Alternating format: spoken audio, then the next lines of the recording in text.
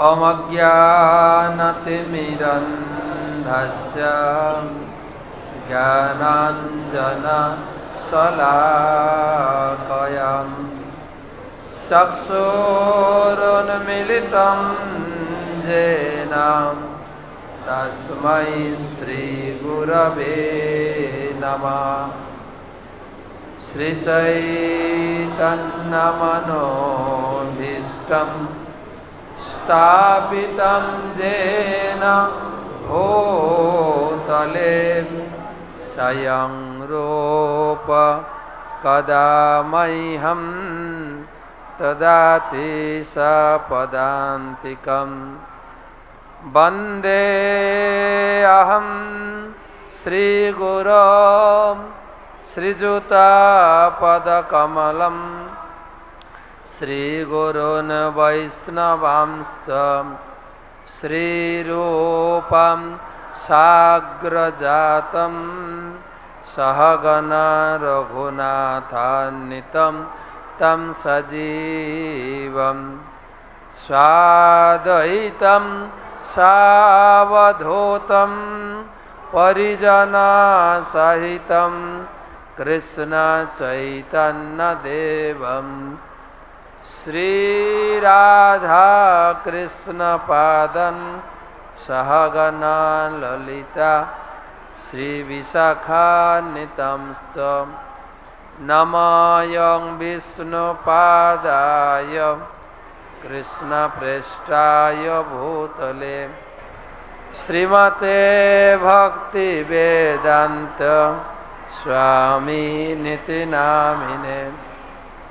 नमस्ते सारस्वती देवे गौरवाणी प्रचारिणे निर्विशेष शून्यवादी पाश्चात्यदेशतारिणे। जय श्री कृष्ण चैतन्य प्रभु नित्यानंद श्री अद्वैत गदाधर गौरभक्तवृंद। हरे कृष्णा कृष्णा कृष्णा हरे हरे, हरे राम राम राम हरे हरे। ओं नमो भगवते वासुदेवाय।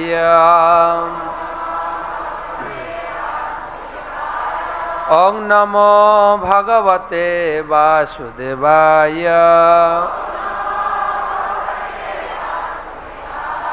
ओं नमो भगवते वासुदेवाय। नारायणं नमस्कृत्य नरं चैव नरोत्तमं देवीं सरस्वतीं व्यासं ततो जयमुदीरयेत्। तमादिदेवं करुणानिधानं तमालवर्णं श्वेतावतारम् अपार संसार समुद्र सेतुं भजामहे भागवत स्वरूपम। तो आज के এই শুভক্ষণে আমাদের চলছে রাধাষ্টমী ব্রত কথা। তো আচার্যগণ বলে গেছেন শ্রীকৃষ্ণ চৈতন্য প্রভু জীবে দয়া করি সপার্শ্বদ স্বীয় ধাম সহ অবতরী।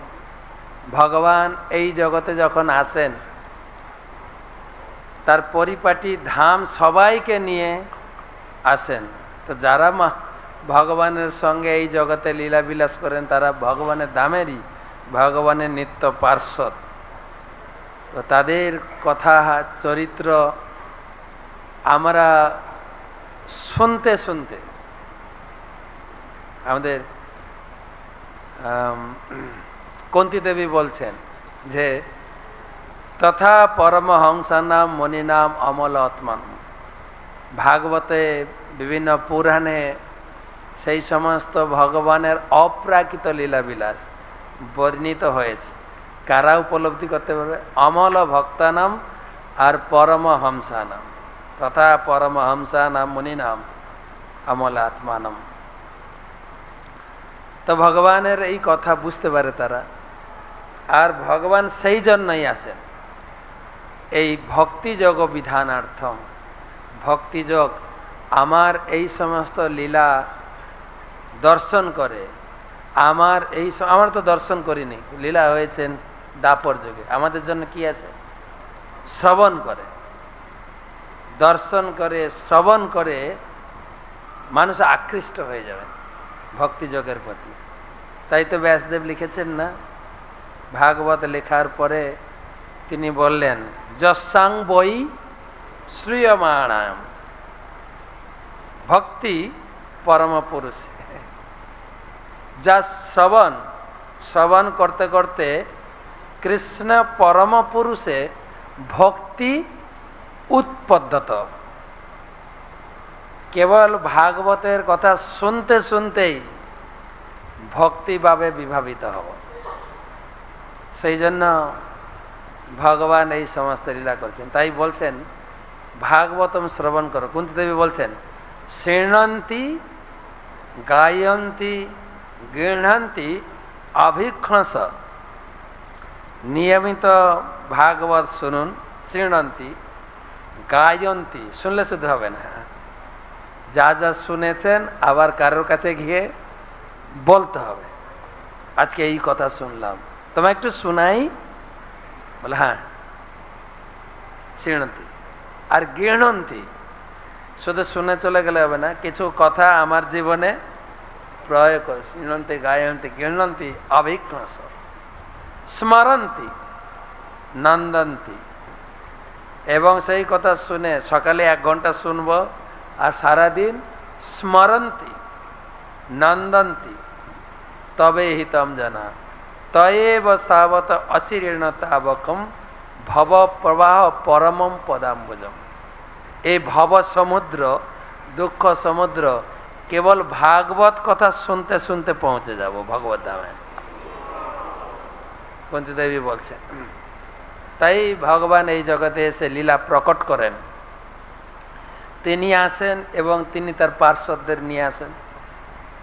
তিনি আসবেন, সূচনা চলছে, সবাইকে যেতে হবে, কে কোন অভিনয় করবেন, তার সেরকম ড্রেস হবে, কে ছেলে হবে, কে মেয়ে হবে, টিম তো একই, ওই একই ব্যক্তি ছেলে সাজছেন মেয়ে সাজছেন, তাই তো নাকি? যেরকম আমাদের ইউথ ফোরামে যখন নাটক করে কোনো মেয়ে নেয় না, নাটক করতে গেলে ছেলেদের কি মেয়ে সাজায়, ঠিক আছে? যদি নাটকে কিছু জড়াজড়ি করতে হয়, কাকে জড়াজড়ি করবে? নিজেরাই জড়াজড়ি করবে, বাইরের লোক মনে করবে যে এরা স্বামী স্ত্রী, আসলে না। কিন্তু ঠিক সেরকম ভগবান কৃষ্ণ লীলায় যারা যারা ছিলেন পুরো টিম, এই আমাদের গৌরধামে এখানে বসেছে, এখানে এসেছিলেন পুরো টিম। ভগবান কৃষ্ণ এসেছিলেন ব্রজেন্দ্র নন্দনে যেই সচিসুত হইল, সেই এমন নয় যে কৃষ্ণের অবতার মাব, সেই বলরাম হইল নিতাই। আর রাধারানী এলেন গদাধর রূপে, ললিতা এলেন স্বরূপ দামোদর রূপে, বিশাখা এলেন রায় রামানন্দ রূপে। মোটামুটি ওই লীলায় সব মহিলাদের সব পুরুষ সাজিয়ে নিয়ে এসেছেন। আমরা পুরুষরা মহিলা সাজিয়ে, হয়ে গেছে উল্টো, মহিলাদেরকে সব পুরুষ সাজিয়ে নিয়ে এসে মহাপ্রভু এখানে সেম ওই। তাই বৃন্দাবন দাস ঠাকুর বললেন সেই বৃন্দাবন এই নদী, এটাই বৃন্দাবন ধাম।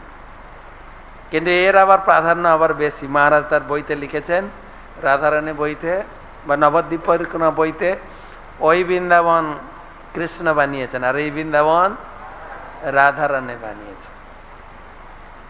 আমাদের এখানেই থাকতে হবে, রাধিকা আশ্রয়। হ্যাঁ, ভগবান কৃষ্ণ নিজেই বলছেন যে হে রাধিকে, তোমার ভজনা না করে যে আমার ভজনা করবে তার ভগবত প্রাপ্তি অনেক দেরি হয়ে যাবে। আচার্য ঠাকুর ভক্তি বিনোদ ঠাকুরও লিখেছেন না, রাধা ভজনে যদি মতি নাহি ভেলা, কৃষ্ণ ভজন তব অকারণে গেলা। কৃষ্ণ ভজন তব অকারণে গেলা, অকারণে গেলা, অকারণ। তাই কৃষ্ণ নিজেও সেই কথা বর্ণনা করেছেন। এখন ভগবান সবাইকে নিয়ে আসবেন, পরিকল্পনা চলছে, এইদিকে নাটকও চালু হয়ে গেছে, নাটকও চালু। তারপর ওদিকে আমি দেখি যেরকম আমাদের নাটক করতে গেলে অনেক অনেক অনেক কি রিহার্সেল আগে প্রস্তুতি নিতে হয়। কৃষ্ণলীলার প্রত্যেকটি লীলার পিছনে পিছনে অনেক বড় রিহার্সেল। এই পুতনার রিহার্সেলটা কবে থেকে চালু হয়েছে? সত্যযুগ থেকে না? আমি যদি ওইরকম একটা ছেলে পেতাম, দুধ খাওয়াতাম, বুকে আদর করতাম, সেই রত্নাবলী বলি মহারাজের কন্যা, সেখান থেকে রিহার্সেল চালু হয়েছে। কৃষ্ণ অর্জুনের রথে চড়াচড়ি চালু হয়েছে কি বলে নরনারায়ণ ঋষির পাঠ থেকে। তো অনেক বড় রিহার্সেল চলছে কিন্তু কৃষ্ণলীলাটা। তো রাধারানীকে বলছেন তোমাকেও যেতে হবে। রাধারানী বলছেন না, আমি তো যাব না। কেন যাবে না? রাধারানী বলছেন যত্র বৃন্দাবনম নাস্তি ন যত্র যমুনা নদী। যেখানে বৃন্দাবন নাই, যেখানে যমুনা নাই, যত্র নাস্তি যত্র গোবর্ধন নাস্তি, যেখানে গিরি গোবর্ধন নাস্তি নাই, তত্র মে ন মন সুখম, সেখানে আমার মনটা সুখ লাগে না। তখন ভগবান বলেন হ্যাঁ, তোমার জন্য তো পুরো পুরো পরিপাটি নিয়ে তো যাব, তাই না? যেরকম আমরা যখন মন্দিরে আসিনি, বাড়িতে ছিলাম, ওই সময় প্রচুর পরিমাণে বড় বড় কোম্পানি যাত্রাপালা করতে, যাত্রা নাট্য কোম্পানি, দিগ্বিজয়, অপেরা, সব বড় বড়। তখন আজ থেকে 35 বছর আগের কথা বলছি। তো তারা যখন যাত্রা করতে যেতেন, তাদের নিজস্ব স্টেজ, নিজস্ব লাইট আর নিজস্ব সাউন্ড, ওরা কারোর উপর নির্ভর করতে না, কেননা কারো মাইক কি আওয়াজ করবে, সব নিজস্ব। ভগবানও বলছেন তোমাকে নিয়ে যাব মনে নিজস্ব ধামও নিয়ে, নাহলে তুমি কোথায় চলাফেরা করবে, তো কোথায় নাটক করবে? নিজস্ব স্টেজ, একদম স্বপার্ষদ স্বীয় ধাম। ভগবান রাধারানীর সঙ্গে কন্ডিশন করে নিয়েছে। তা আমার এই মায়াপুর ধামে আছে, এটাও ভগবানের স্বীয় ধাম, স্বীয় ধাম এখানে তিনি প্রকটিত করেছেন। কিন্তু ঠাকুর ভক্তি বিনোদ বলেছেন যে যেহেতু আমরা জড় স্তরে আছি, সেই জন্য এই মায়াপুর দিব্য ধামের উপর একটা মায়ার আবরণ আছে, যার জন্য সেই ধাম দর্শন হয় না। ভজন করতে করতে যখন সেই স্থিতিতে আসবো, আমরা উপলব্ধি করতে পারবো এই ধামের মহিমা। আমাদের জগন্নাথ দাস বাবাজি মহারাজ, তিনি তো এই ধামের বেশি প্রাধান্য দিয়েছেন। ওখানে বসে হরিনাম করছিলেন, হরিনাম করতে কতটা ভাব তারি এখানে থাকবো না, বৃন্দাবনে, বৃন্দাবনে কোনো একটা বিচার টিচার নেই। বলছে মানে এই যে গোপাল ঠাকুর একটু না হয় মাখন চুরি করে খেয়েছে, তা বলে মায়ের এত রাগ, হ্যাঁ? আর ও জানেন ভগবান তাকে পিটালো, তাকে বেঁধে রাখলো, এখানে আমি থাকবো না, মায়াপুর যাবো। সচি মা খুব ভালো, নিমাই কত বদমাশি করেছে, মা কিন্তু একটু শাসন করেনি, চলো ওখানে ভজন করবো। এখানে বৃন্দাবনে ছোটখাটো ভুল ত্রুটির বড় বিচার আছে, অপরাধের বিচার আছে। এই নবদ্বীপে গৌরমণ্ডল ভূমি যেবা জানে চিন্তামণি, তার হয় ব্রজভূমি বাস। আমরা এখান থেকে দৌড়াই বৃন্দাবনে, যাবেন দর্শন করে আসবেন, কিন্তু ভজন হবে এখানে ভজনস্থলী। তো সেই রাধারানীকে সন্তুষ্ট করার জন্য রাধারানী রাজি হলেন। তারপর তো আপনারা শুনেছেন রাধারানী এলেন বিন্ধ্য পর্বতের কন্যা রূপে। বৃন্দাবনে কন্যা রূপে এসে তার জন্মলীলা আমরা কালকে শুনবো মহারাজের শ্রীমুখ থেকে। তারপরে তার বাল্যলীলা, তার পৌগণ্ড, কৈশোরলীলা, যৌবলীলা রয়েছে। তো আমি মহারাজের কাছে শুনছিলাম একটা পৌগণ্ড লীলা, একটা ছোট্ট করে বলি। পৌগণ্ড লীলা, একদিন রাধা কৃষ্ণ বসে আছেন, কৃষ্ণ খুব প্রশংসা করছেন রাধারানী। দেখো আমি শাস্ত্রে বলেছি কিন্তু যে যত আরাধ্য দেবতা বা দেবী আছেন, সব থেকে আরাধ্য দেবী হচ্ছেন তুমি, সর্বশ্রেষ্ঠ। তোমার ভজনা না করে জীব এই জগৎ থেকে উদ্ধার লাভ করে না, আমাকে তো পাবেই না। তো অনেক প্রশংসা করে বলছেন, তুমি হচ্ছ বৃন্দাবনেশ্বরী, আমার হৃদয়েশ্বরী। হ্যাঁ, যেরকম স্বামী স্ত্রী বসে বসে মাঝে মাঝে স্বামীরা স্ত্রীর প্রশংসা, তুমি ছাড়া আর কি আছে জগতে বলো।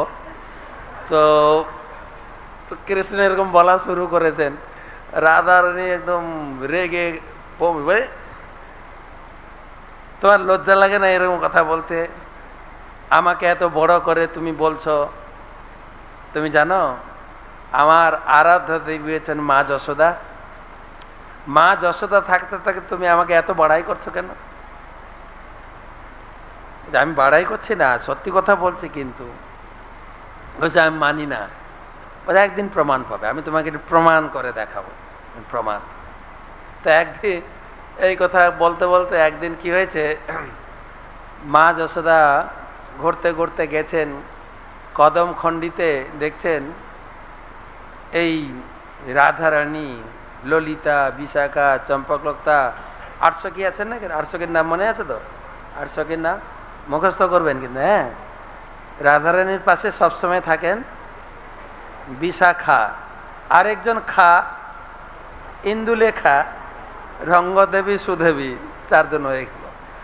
এদিকে মাধবের পাশে সবসময় থাকে ললিতা, আরেকজন তা বের করেন তো চম্পকলতা, আরেকজন চ চিত্রা, আরেকজন ত তুঙ্গবিদ্যা। সিরিয়াল 8 সখী, কত গোপী, মঞ্জরী, রাধারানী সবাই নিয়ে কৃষ্ণকে নাচাচ্ছেন, আর সবাই হাত তালি দিচ্ছেন, আর কৃষ্ণ নাচছেন, আর খুব সুন্দর ভঙ্গিতে নাচছেন। নাচতে নাচতে ঘরমাক্ত কলেবর হয়ে গেছে। মা যশোদা দেখে অবাক, এই তোমরা কি গো? আমার কৃষ্ণ সারা দিন গোচারণ করে ফিরল, হ্যাঁ, একটু তো বিশ্রামের দরকার নাকি? তোমার এরকম নাচাতে থাকবে, এটা সহ্য হয়? মায়ের সহ্য হয় বলো? একটু বিশ্রাম করা উচিত, ছেড়ে দাও। তো এরা হাঁ করে তাকাচ্ছে গভীরা, ও মা যশোদা এসে গেছে না? তো এরা বলছে, এই মা যশোদা, এটা তোমার কৃষ্ণ না কিন্তু। হ্যাঁ, তোমার কৃষ্ণ গরু চড়ায়, গরু চড়ায়। হ্যাঁ, এই আমার কৃষ্ণ নৃত্যকলাতে খুব পারদর্শী, ভালো নাচতে পারেন, একদম এক্সপার্ট ড্যান্সার, ঠিক আছে, ভালো নাচেন। এটা আমাদের কৃষ্ণ, আমাদের কৃষ্ণ, কৃষ্ণকে নিয়ে আমরা যা খুশি তা করতে পারি। তুমি বলার কে? যাও তুমি দেখো তোমার কৃষ্ণ গোচারণ, গাই চড়ানো বেলা কৃষ্ণ না, ও আর কিছু জানে না। গাই চড়া রাস্তায় ধুলা মাখি সব কি করে থাকে, ওই কৃষ্ণ এ না। যা ঘরে যাও, দেখো ঘরে গিয়ে তোমার কৃষ্ণ খাটে শুয়ে আছে। তো বলছে না, এটা আমারই কৃষ্ণ, আমার ছেলেকে আমি চিনি না, তোমরা আমাকে ভুল শেখাচ্ছ। আমার কৃষ্ণকে আমি কোলে আদর করি, স্তন পান করাই, স্নান করাই, শৃঙ্গার করি, আমার কৃষ্ণকে আমি চিনি না? তোমরা আমাকে ভুল বুঝাচ্ছ, আমি এটা মানি না। তখন বললাম তো, ঘরে গিয়ে দেখো তোমার কৃষ্ণ তোমার পালঙ্কে শুয়ে আছে। মা যশোদা হচ্ছ কি গেছেন, ব্যাপারটা কি হলো? আমার ছেলে এইরকম তাকে পাগড়ি বাঁধায়, কোমরে বাঁশিটা দিই, এইরকম গয়নাগাটি পরে শৃঙ্গার করে তাকে পাঠাই, এটা আমার ছেলে না। তখন গোপীরা বলছেন, দেখেন কৃষ্ণ তো, তোমার ছেলের নাম কৃষ্ণ, ঠিক আছে, এটা মানলাম, তা বলে কি অন্য কারোর নাম কৃষ্ণ থাকবে না? এটা তো হতে পারে না। অনেক কৃষ্ণ আছে জগতে। পরে সেটা বলছি না, আরে আমার ছেলেটা এইরকম, তার মুখের চেহারা যেন আমার কোলে বসলে এরকম হাসে। তোমার কি বলছো? আমি তা বলতে কিছু বলছি কিছু বলছি না, যা বলছি ঠিক বলছি, আপনি দয়া করে ঘরে যান। ওদের টিম বেশি তো, কি করা যাবে, ঘরে যান। ঘরে গিয়ে দেখুন, মা যশোদা ঘরে এসে দেখছে না, ঘরে কৃষ্ণ শুয়ে আছে। ব্যাপারটা কি হলো? এই আমার কৃষ্ণ, তার তার গঠন বলন চলন সবকিছু একই। ওই কৃষ্ণ, মা কৃষ্ণ চিন্তা করছেন মা যশোদা কি ব্যাপারটা হলো। তো ঘর থেকে আবার গেছেন, দেখি কৃষ্ণ ওখানে নাচছে।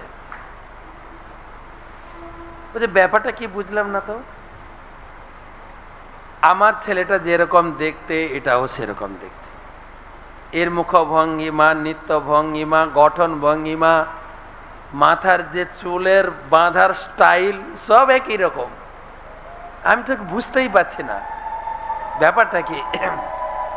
তখন গোপীরা বলছেন, তো আমরা একটা কাজ করি, ঠিক আছে না, মা যশোদা ডাকছেন, বলছে তোমরা আসো আমাদের বাড়িতে, তোমাদের কৃষ্ণকে নিয়ে আসো, আর আমার বাড়িতে কৃষ্ণটা আছে, তো দুই কৃষ্ণ নাচবে, তাহলে খুব আনন্দ হবে, মজা হবে, আমরা সবাই দেখব। তখন রাধারানী বলছে না, আমাদের কৃষ্ণকে নিয়ে যাওয়া যাবে না, যদি আমাদের কৃষ্ণ ওখানে হারিয়ে যায় তখন কি হবে গতি, যদি হারিয়ে যায় তখন। আর গোপীরা বলছে একটা কাজ করো, আমাদের কৃষ্ণের কপালে একটা একটা কি বলে টিপ লাগিয়ে দাও, যেরকম আমাদের মায়েরা জানি না বাচ্চা হারিয়ে যাবে বলে মানে কাজলের টিপ লাগিয়ে দেয়, মানে নাকি যদি কোথাও হারিয়ে যায়, তো এটা চন্দনের তুলিপ পরিয়ে দেব সুন্দর রেখা করে, আর দুটো কৃষ্ণ যদি মিশেও যায় তাহলে মানে খুঁজে বের করতে পারবো।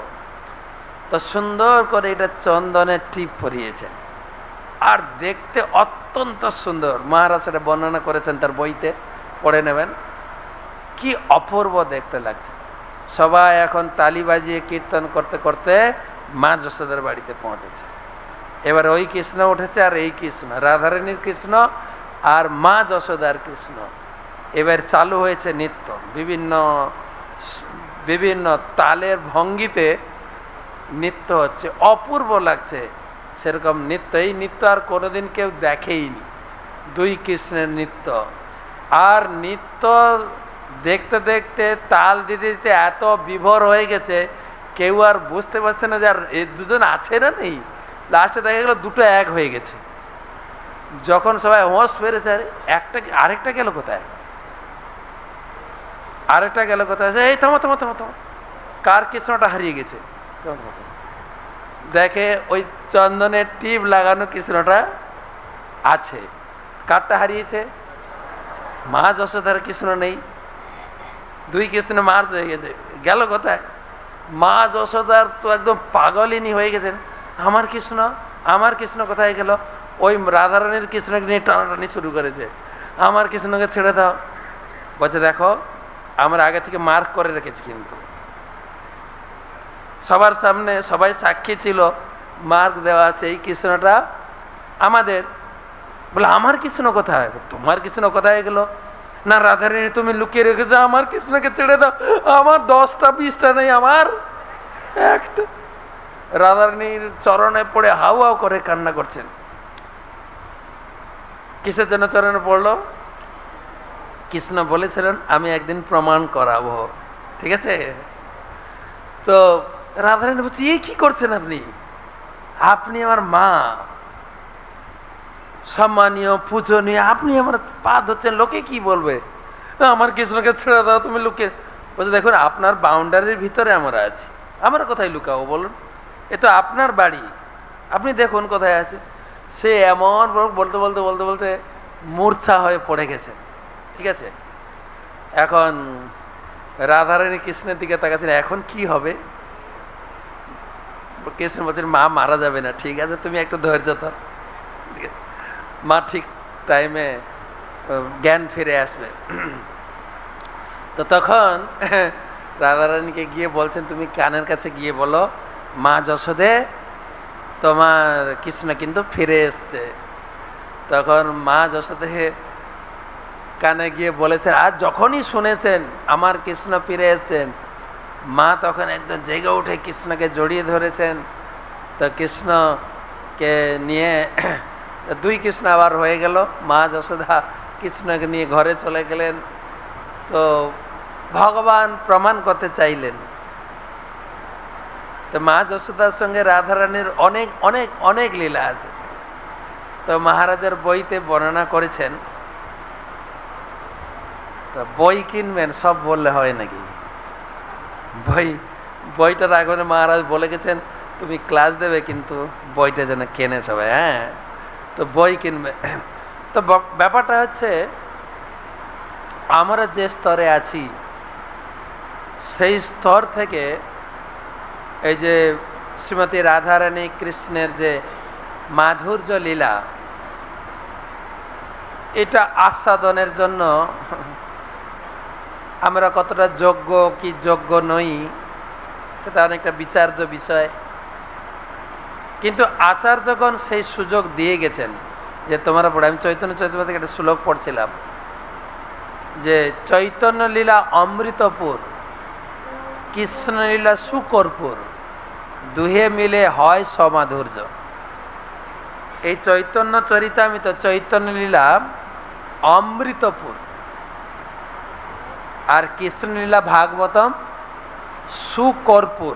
জানেন, আপনারা কখন কোনো পায়েস তৈরি করবেন, যেদিন পায়েস খাবেন ওদিন বানাবেন না, বা সন্ধ্যায় খেলে সকালে বানাবেন, আর সকালে খেলে আগের দিন বানাবেন। একটু পাতলা পায়েস রান্না করে তাতে খাওয়ার কর্পূর এক বুঁদ সরষে দানার মতো দিয়ে দেবেন, আর ফ্রিজে রাখবেন বা এমনি রেখে দেবেন, খুব ঠান্ডা হয়ে যাবে। অমৃত, সকালে গোবিন্দকে ভোগ দিয়ে খাবেন, অমৃতের মতো লাগে। ওটা বলে অমৃত। অমৃত আমরা স্বাদ কোনদিন খাইনি, শুনি কথাটা অমৃতের মতো, অমৃতের মতো। তো চৈতন্য লীলাটা অমৃতপুর, কৃষ্ণলীলা সুকর্পুর। অমৃতের ভিতরে কর্পূর মিশিয়েছেন। কে কর্পূর মিশিয়েছেন? কে কে গো? সুখ মুখদা অমৃতম, সুখদেব গোস্বামী কর্পূর মিশিয়ে। ব্যাসদেব বললেন তো, নিগম কল্পতরু গলিতং ফলম, আর সুখ মুখ দ্রব সংযুতম, দ্রবম, আর পিবত ভাগবত, তারপরে এটা রসমালয়ম। এই পায়েস না, ব্যাসদেব বলেছেন কি রসমালয়ম, রসমালাই। রসমালাই খেয়েছেন? আমাদের রাধা মাধবের রসমালাই খেয়েছেন? অনেকে খাননি। আমি যবে থেকে এসেছি তবে থেকে জানি 16টা রসমালাই ভোগ লাগে। 16টা, এই এত বড় বড়, একটা খেলে আমার পেট ভরে যাবে। সকালে বিক্রি হয় মাত্র 16টা গুনে। তখন থেকে দেখে আসছি। তা আগে থেকে বুকিং করলে হয়তো পেতে পারেন একটা দুটো রসমালাই। রসমালাই আর রসগোল্লা দুটো আলাদা, কিন্তু রসমালাই রসগোল্লা। রসগোল্লাতে আগে আমরা ভক্ত ছিলাম না, রসগোল্লা খেতাম, দই মিষ্টি খেতাম, দোকানে যেতাম, খিদা লেগেছে চলে দই মিষ্টি খেয়ে আসি। এখন তো সেটা চলছে না। এখন কি করতে হবে? কেন ঘরে নিয়ে এসে ভগবানকে ভোগ লাগাও, তারপরে খাও। আর সেটা হয়ে ওঠে না, বাড়িতে সাধারণত কেউ করে না। যেখানে ফিস্ট হয় সেখানে রসগোল্লা পরিবেশন করে, অনেক আইটেম, শাক সবজি, শুকতা শাকাতি ভাজি, নালিতা কুষ্মাণ্ড, ডালি রান্না, দুগ্ধ তম্বি, দধি মোচা গণ্ড। তারপর আবার এই ভক্তি বিনোদ ঠাকুরের লিস্টের উপরে আবার নতুন কিছু যোগ হয়েছে এখন, তাই না? মনচুরিয়া, হৃদয় চুরিয়া, এ চুরিয়া, ও চুরিয়া, কত, তারপরে কাশ্মীরি, ময়দা, তারপরে পনিরের চিলি, ঝাল, অনেক কিছু। এত খাওয়ার পরে লাস্টে আসবে দই, তারপর মিষ্টি আছে না? মিষ্টি এখন রসগোল্লা যখন আসে তখন এত দূর হয়ে গেছে প্রসাদ, আর ভিতরে ঢোকার মতো, তখন মিষ্টিটা ছাড়াও যাচ্ছে না। তখন বলে আপনি রসটা ছেড়ে দিয়ে গোল্লাটা দেন, গুল্লা, রসগোল্লা। সবাই আমরা গোল্লা খায়, সেই জন্য এখন ম্যানেজমেন্ট করে কি যাতে রস ছেড়ে দিয়ে গোল্লা না খায়, কালো জাম দেয়, তাও চিপে চিপে খাচ্ছে, তাও লোকে চিপে চিপে। কিন্তু রসমালাই যদি দেওয়া হয়, কি খাবেন, কি ছাড়বেন? হ্যাঁ হ্যাঁ, এদিকটা গড়িয়ে গেলেও এদিকটা চাটবেন, এটাকে বলে রসমালাই। তাই ভাগবতম হচ্ছে পিবত ভাগবত রসমালয়। অন্যান্য গ্রন্থ রসগোল্লা, মানে রস ছেড়ে খেতে। গীতা, গীতাতে জ্ঞান যোগ, ভক্তি যোগ, অষ্টাঙ্গ যোগ, যোগযোগ অনেক দিয়েছে। লাস্টে ভগবান বললেন কেবল ভক্তি যোগে আমাকে পাবে, ভক্তিয়া মাম অভিজাহানাতি, অন্যান্যগুলো ছাড়তে হবে। কিন্তু ভাগবতে এমন শিক্ষা দিয়েছেন ভগবান, রসমালয়ম। একবার এটাকে বলছে ফল, একবার বলছে রসমালাই, আছে না? আবার কোন শাস্ত্রে বলা আছে ভাগবত হচ্ছে মাখন, আছে না? মাখনও বলা হয়েছে তো। তাই নিগম কল্পতরু গলিতং ফলম সুখ মুখদামৃতম দ্রব সংযুতম, এটা এটা বৈদিক কল্পবৃক্ষের পাকা ফল। আবার পিবত, ফল খায় না পান করে, ফল খাই না পান করে। তাহলে ব্যাসদেব কেন লিখলেন পিবত? ওটাকে মানে চেঞ্জ করতে হবে, খাবত লিখতে হবে নাকি? ফল খায় না পান করে, খায়, কিন্তু আবার লিখলেন পিবত, মানে এ এমন একটা ফল, খাওয়া আর পান করার ভিতরে তফাৎ রেখি।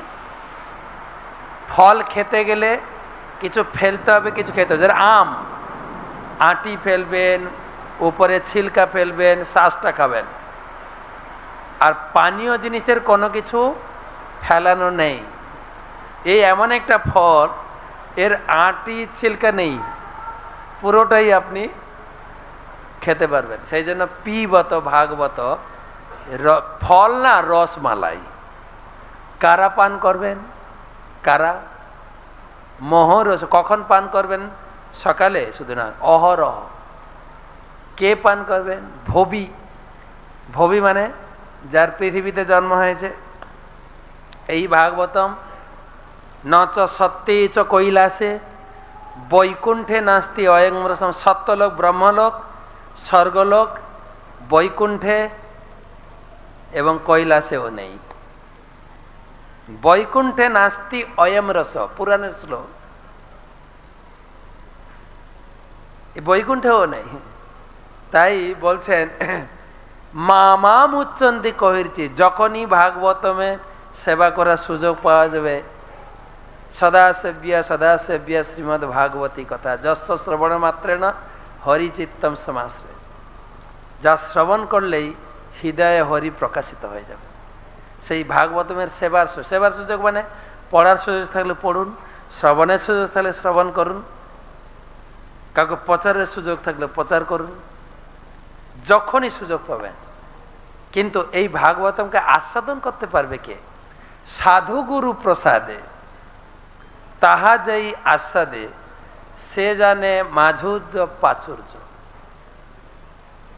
সাধু গুরু, গুরুদেব এবং সাধুর আনুগত্য হয়। ভাগবত বুঝার পরিপাটি দিয়েছেন না, যাহ ভাগবত পড়ো, বৈষ্ণবের স্থানে একান্ত আশ্রয় করো চৈতন্য। তাই আমরা এই গীতা ভাগবতম যা শুনছি, আমরা যদি এইরকম বিভিন্ন অনুষ্ঠানে বা রেগুলার আমাদের যে ভাগবত পাঠ হচ্ছে, গুরুদেবকে স্মরণ করে এবং আমাদের পরম্পরা কর্মে যারা দীক্ষা পেয়েছি তাদের কাছে বসে শ্রবণ করতে করতে এই তত্ত্ব, শ্রীমতী রাধা তত্ত্ব, কৃষ্ণ তত্ত্ব, রসতত্ত্ব, ভাব তত্ত্ব, সার, সব তত্ত্ব চৈতন্য চরিতামৃতে জমা হয়েছে। রসতত্ত্ব, ভাব তত্ত্ব, পূজা তত্ত্ব, সার, সব তত্ত্ব চৈতন্য চৈতন্য। 3টা বই দিয়েছেন, 3টা বই প্রভুপাদ। আর ভগবানও 3টা বই দিয়েছেন এই জগৎ থেকে উদ্ধার পাওয়ার জন্য। 3টা বই। একটা বই হচ্ছে গীতা, গীতা হচ্ছে প্রাইমারি শাস্ত্র। গীতার প্রথম শব্দ হচ্ছে ধর্মক্ষেত্রে। ধর্ম যদি করতে চাও তুমি গীতা পড়ো। গীতার শেষ শব্দ বলছি না, শেষ উপদেশ, সর্বধর্মান পরিত্যাজ মামেক, কৃষ্ণই ভগবান, কৃষ্ণ পূজা করো, পুরো গীতার সার। ভাগবতম শুরু হয়েছে ওং নম ভগবতে। তুমি যদি কৃষ্ণকে ভগবান বলে স্বীকার করো, বসুদেবের পুত্র বাসুদেবকে ভগবান বলে স্বীকার করো, তবে ভাগবতম পড়ো। তো গীতা পড়ে তো জেনে নিয়েছে কৃষ্ণ ভগবান, ভাগবত পড়ার কি দরকার? না, কৃষ্ণ ভগবান, কৃষ্ণের সমস্ত অবতার তত্ত্ব জানতে হবে, নাহলে যাকে তাকে অবতার বলবো। এবং কৃষ্ণের 3 স্বরূপ, তিনি বৃন্দাবনের কৃষ্ণ, তিনি মথুরার কৃষ্ণ, তিনি দ্বারকার কৃষ্ণ। ব্রজের কৃষ্ণ রসতত্ত্ব, রসশ্রেষ্ঠ। তিনি সেই ব্রজের কৃষ্ণ তত্ত্ব পর্যন্ত পৌঁছানোর জন্য ভাগবতম। আর ভাগবতমের শেষ শ্লোকে বললেন, নাম সংকীর্তন যশ সর্বপ্রাপনাশ। সুত গোস্বামী বললেন, ঋষিগণ, আপনাদের যে 18,000 শ্লোক শোনালাম না, এর মূল কথা হচ্ছে হরিনাম করো, হরিনাম। এবারে চৈতন্য চরিতামৃত, গীতায় গেল 700 শ্লোক, ভাগবত গেল 18,000 শ্লোক মাত্র, আর চৈতন্য চরিতামৃত মাত্র 1 লক্ষ পয়ার, বেশি নাই। তো কৃষ্ণ ভগবান, ব্রজের কৃষ্ণ আরাধ্য ভগবান, আরাধ্য ভগবান ব্রজশত তনয়, জেনে ফেললাম। আবার চৈতন্য চরিতামৃত পড়তে হবে, যদিও বাংলা, আমাদের মহাপ্রভুর চরিত্র বাংলায় লেখা হয়েছে। বাঙালি ভক্তদের জন্য তো বিশেষ কৃপা করে গেছেন কবিরাজ গোস্বামী, বৃন্দাবন দাস ঠাকুর। কি তাও হলেও না, এত বড় বই, বা 1 লক্ষ, ওতে কি পাবো? ওতে কি রয়েছে? না, আরাধ্য ভগবান বজশত তনয় তদ্ধাম বৃন্দাবনম কাচিত উপাসনা বজবধূ বর্গেণ যা কল্পিতা। সেই ব্রজের ভগবানকে কিভাবে উপাসনা করলে পাবো, তার বর্ণনা রয়েছে চৈতন্য চরিতামৃতে। আর চৈতন্য চরিত, তিনি রাধারানী, তিনি গোপীভাবে ভাবিত হয়ে জগতে সেই শিক্ষা দেওয়ার জন্য এসেছিলেন। যদি গৌর না হইতো তবে কি হইতো, কেমনে ধরিতাম দে রাধার মহিমা প্রেম রস সীমা। যে শ্রীমতী রাধারানী ভগবানকে কি প্রেমে ভজনা করতেন, সেই রাধা প্রেম আমাদের ভিতরে প্রকটিত করার জন্য মহাপ্রভু নিজে এসেছিলেন।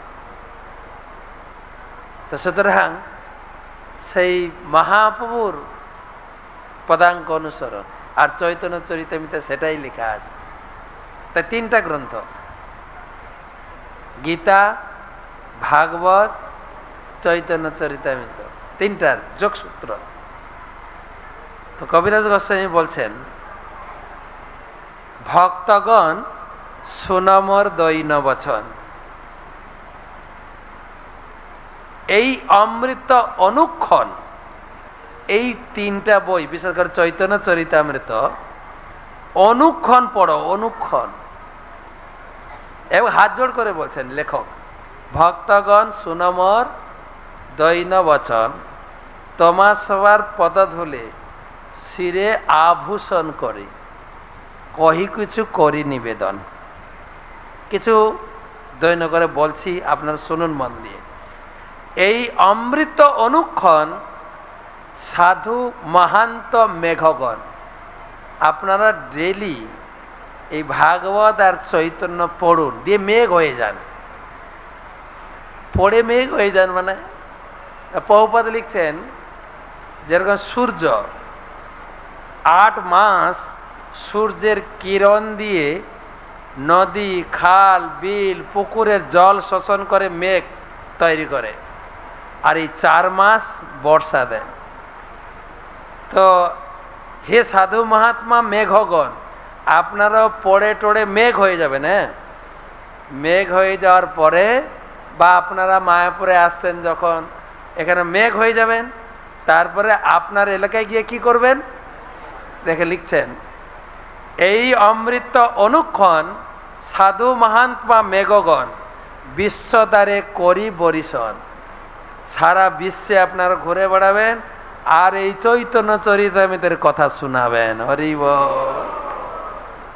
মেঘগণ বিশ্বদ্বারে করি বরসন। বর্ষা করলে কি লাভ হবে? বর্ষা করলে কি লাভ হবে? লিখছেন দেখেন, তাতে ফলে অমৃত ফল। তারপরে গাছ বাড়বে, অমৃত ফল হবে, এবারে খাবে। বর্ষা করবে, বর্ষা করে এবারে লোকে 4 নিয়ম পালন করবে, ভক্ত হয়ে যাবে, আর ধরে ধরে দীক্ষা দেবে। আবার ফল ফল কত বড়, আসো আমাকে দীক্ষা দেন না প্লিজ, লাইন দিয়ে লোকে আসবে। এর পরিকল্পনা কবিরাজ গোস্বামী দেখেন। তাতে ফলে অমৃত ফল,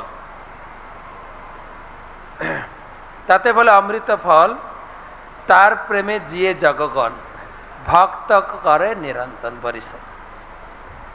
তো এই দায়িত্ব আমাদের প্রভুপাদ দিয়ে যায়নি। কে দিয়ে গেছেন?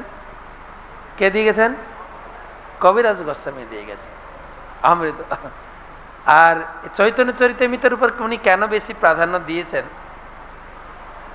মহাপ্রভু এসেছিলেন, কিন্তু মহাপ্রভু তো 48 বছর ছিলেন না জগতে, 24 বছর এখানে ছিলেন, আর 24 বছর দক্ষিণ দেশে পুরীতে কাটালেন। এখানে যে কদিন ছিলেন, এই বিদ্যা চর্চা, তর্ক, তারপরে গৃহস্থ লীলা প্রবেশ করলেন, টুকটাক শিবা সঙ্গনে একটু কীর্তন করেছেন। মহাপ্রভু আসার আসল ভাব নবদ্বীপে প্রকাশ করলেন না, অপেক্ষা করছিলেন পুরো টিম যখন একসঙ্গে জুড়ব তখন প্রকাশিত হবে। হ্যাঁ, ললিতা আসবে, বিশাখা আসবে, রাধারানী আসবে, সবাইকে নিয়ে এটাকে প্রকাশ করবে। তো বিশাখা এলেন কি রূপে? রামানন্দ রায়। তার কাছে গিয়ে এই তত্ত্ব প্রকাশিত করলেন। সেজন্য কবিরাজ গোস্বামী লিখলেন, নবদ্বীপে যেই শক্তি না কইলা প্রকাশ, সে শক্তি প্রকাশে নিস্তারিল। নবদ্বীপে যে শক্তি না কইলা প্রকাশে, সেই শক্তি প্রকাশে নিস্তারিলা দক্ষিণ দেশে। দক্ষিণ দেশে পৌঁছালেন রামানন্দ রায়ের কাছে। অনেক বড় লীলা, চৈতন্য চরিতামৃতে মধ্যলীলা 8ম পরিচ্ছেদ পড়বেন। সেখানে পৌঁছে রামানন্দ রায় মহাপ্রভুর মিলন হলো।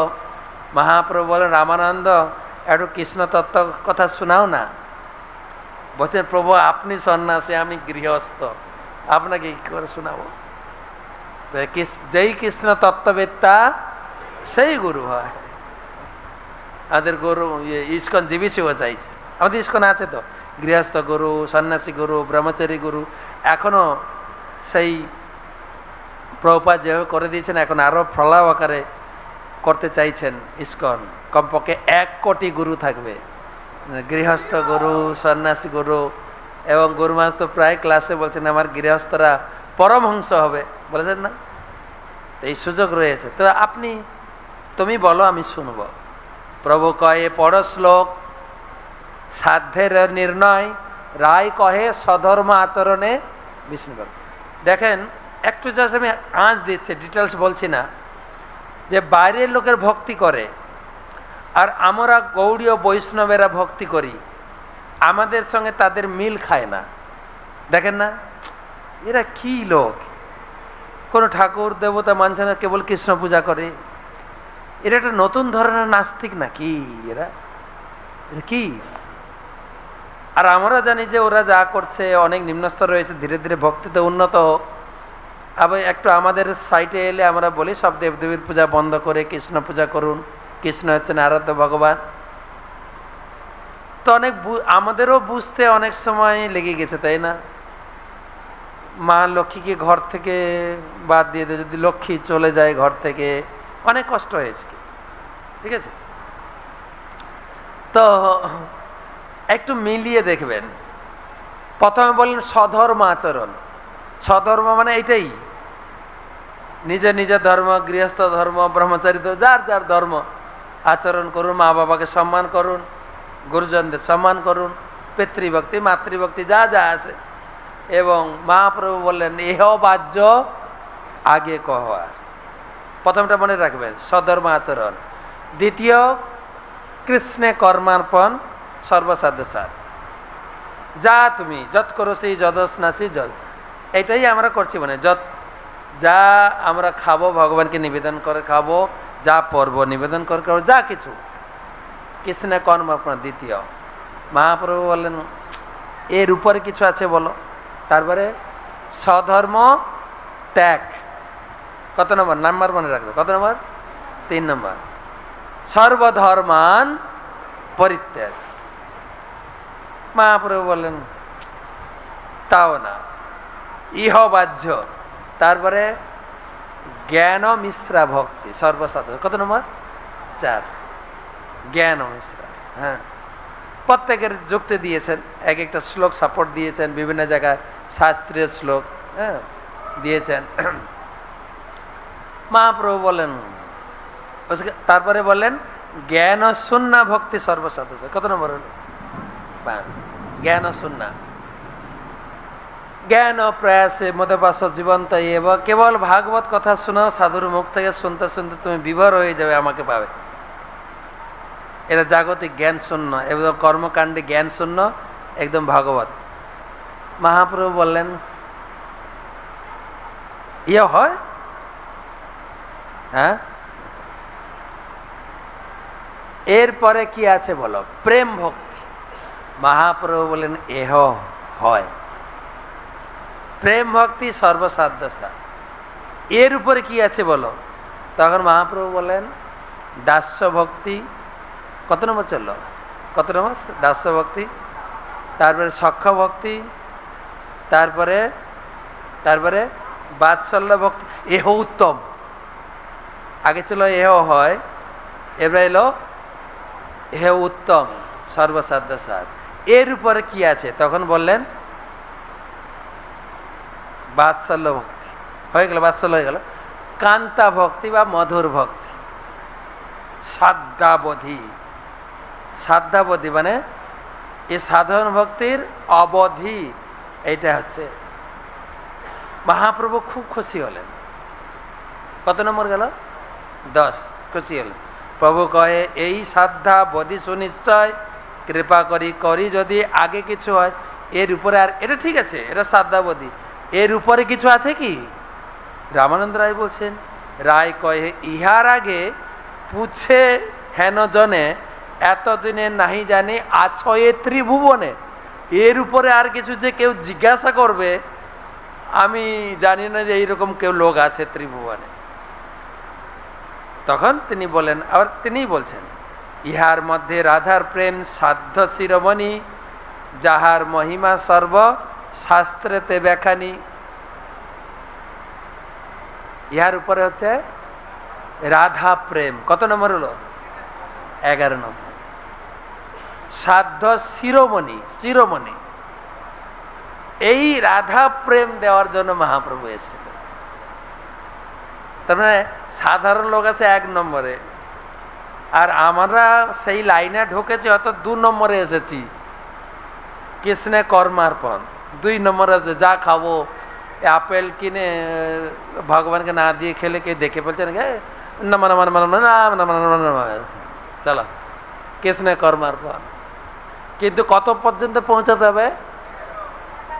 সেই তত্ত্ব আমাদের রসতত্ত্ব, ভাবতত্ত্ব, কৃষ্ণ তত্ত্ব সার। চৈতন্য তত্ত্ব সব রসে ভরা আছে, কিন্তু সাধু গুরু প্রসাদ তাহা যেই আশ্বাস। তাই আমাদের পরম সৌভাগ্য, আমাদের বিশেষ করে ইস্কন মন্দিরে যে কোনো একটা উৎসবে, জন্মাষ্টমীতে কৃষ্ণ কথা, রাধা অষ্টমীতে রাধা কথা, জগন্নাথ কথা শোনার সৌভাগ্য পাচ্ছি। কিন্তু যেটা বলা আছে, এখন মেঘ হতে হবে আর এইরকম বর্ষা ঢালতে হবে। হ্যাঁ, অনুমোদন হয়ে গেল, কিন্তু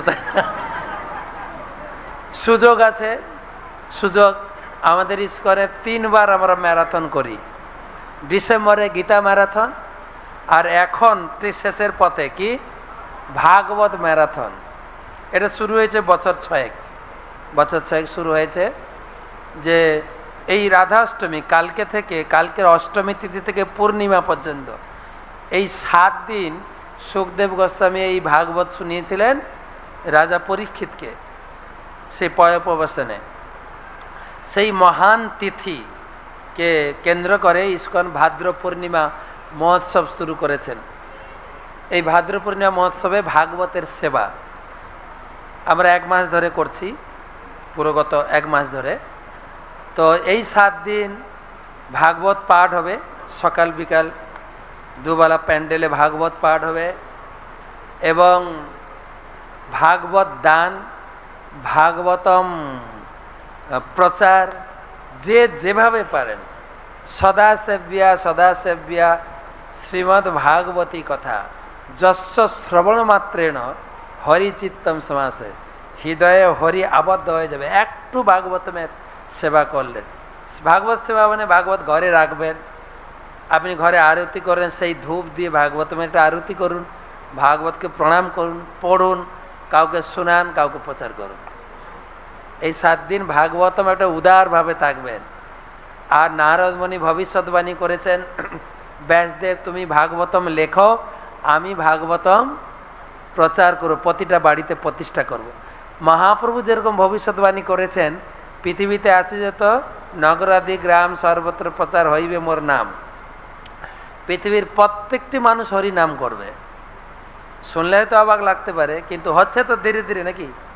হয়তো অন্য ধর্মের লোক হরিনাম করছে না, কিন্তু ভোটের সময় এলে সবাই হরিনাম করে। ভোটের সময় এলে সবাই হরিনাম করে। জানেন কি, বিজেপি লোকেরা পোস্টারে লেখে হরে কৃষ্ণ হরে হরে বিজেপি ঘরে ঘরে, লেখে, সবাই পড়ে। আপনি বললেন অন্য পার্টির লোকেরা, ওরা উল্টো লিখে, বিজেপি লেখে হরে কৃষ্ণ হরে হরে বিজেপি ঘরে ঘরে, আর ওরা লিখে, অন্য পার্টির নাম বলছেন, অন্য পার্টির লোকেরা বলে হরে কৃষ্ণ হরে হরে বিজেপি চুরি করে। হরিনাম সবাই করছে, সবাই। যে প্রিন্টিং করছে ওকেও পড়তে হচ্ছে, যে ছাপাচ্ছে, যে লাগাচ্ছে, করছে। এই মহাপ্রভুর একটা প্ল্যান। এবারে আমি প্রচার করলে আমার নাম হবে, আমার দলে এত ভক্ত। প্রচার তো করেছেন কে? মহাপ্রভু। আর ঠিক সেরকম নারদ মুনি ভবিষ্যৎবাণী করেছেন, তুমি ভাগবতম লেখো, তোমার লেখার দায়িত্ব, প্রচারের দায়িত্ব আমি বাড়ি বাড়ি প্রতিষ্ঠা করব। যদি না পারি তবে আমার নাম নারদ মুনি নয়, তবে না হম তদাদাস্যে, শ্লোক আছে। তো কে প্রচার করে রেখেছেন? নারদ মুনি। এবারে মহাপ্রভু করে রেখেছেন, প্রভুপাদ গেছেন, প্রভুপাদ নাম পেয়েছেন। এবারে নারদ মুনি প্রচার করেছেন। আমি যদি একটা ভাগবতম নিয়ে কাউকে প্রচার করি, কার নাম হবে? যে প্রচার করেছেন, অমুক মাতাজি 11খানা ভাগবত প্রচার করেছেন, আপনি হরে কৃষ্ণ বলবেন না, হরি বল। কার নাম হবে? যে প্রচার করে। তাই প্রভুপাদ চেয়েছেন, প্রভুপাদ সকলের কাছে চেয়েছেন, আই ওয়ান্ট দ্যাট, আমি চাই। কোন কোন জায়গায় প্রভুপাদ লিখেছেন, দিস ইজ মাই রিকোয়েস্ট, আমার এটা অনুরোধ সকলের প্রতি। কেবল যে সংকীর্তন ভক্তরা বই বিক্রি করবে তা না, কিন্তু এ দায়িত্ব সবার। আমরা না পারি, কিন্তু তাদেরকে একটু সাহায্য করি। প্রভু অমুক জায়গায় একটা ভাগবত নেবে, পৌঁছে দেন না? পারবেন কি না সংকীর্তন ভক্তরা? হ্যাঁ, আপনার সেবার জন্য, আপনাকে সহজ, নাম হবে আপনার, বই দেবে ওরা, অসুবিধা কোথায়? তো সবার, I want that every respectable person has a full set of Bhagavata and Chaitanya Charitamrita. আমি চাই প্রত্যেকটি বাড়িতে 1 সেট ভাগবত, 1 সেট চৈতন্য চরিতামৃত থাকবে। তাহলে ধীরে ধীরে তারা এই ভক্তি তত্ত্বটাকে ধীরে ধীরে জানতে পারবে। তোমার 3 মিনিট 5 মিনিটের লেকচারে কোনো কাজ হবে না, আমার বইকে স্পর্শ করলে সে উদ্ধার হয়ে যাবে। তাই প্রভুপাদ এই পরিকল্পনা দিয়েছেন। জননী প্রভু বলছেন যে ছিল ভক্তি সিদ্ধান্ত সরস্বতী ঠাকুর ডিড গ্রেট তপস্যা, তিনি বড় তপস্যা করে গেছেন, হরি নাম করে, 100 কোটি নাম জপ করে সারা বিশ্বকে শুদ্ধ করেছেন। প্রভুপাদ কি তপস্যা করেছেন? প্রভুপাদ তপস্যা was that he gave up his sleeping right books, তিনি নিদ্রা ত্যাগ করে ভাগবতম অনুবাদ করেছেন। ছিল ভক্তেশ্বর স্বামী গুরু মহারাজ বলতেন, প্রভুপাদ নিদ্রা ত্যাগ করে বই লিখেছেন, আমিও জানো কত পরিশ্রম করেছি, আমিও রাত জেগে জেগে অনুবাদ করেছি। আমারও পরিশ্রম আছে। তো আমাদের পরিশ্রমের তোমাদেরকে সফল করতে হবে। তোমাদের তপস্যা হচ্ছে প্রভুপাদের বইগুলো নিয়ে প্রচার করা। তো সকলকে অনুরোধ করি, এই আর কদিন আছে, যারা আসছে বা আপনার পরিস্থিতিজনকে ফোন করুন। একটা ভাগবতম 10টা 11টা, প্রচুর ভাগবতম প্রচার হয়েছে। গত বছর আমরা 12,000 ভাগবতম প্রচার করেছিলাম মায়াপুর থেকে। এই বছর একটু কম আশা হচ্ছে, তবে হবে।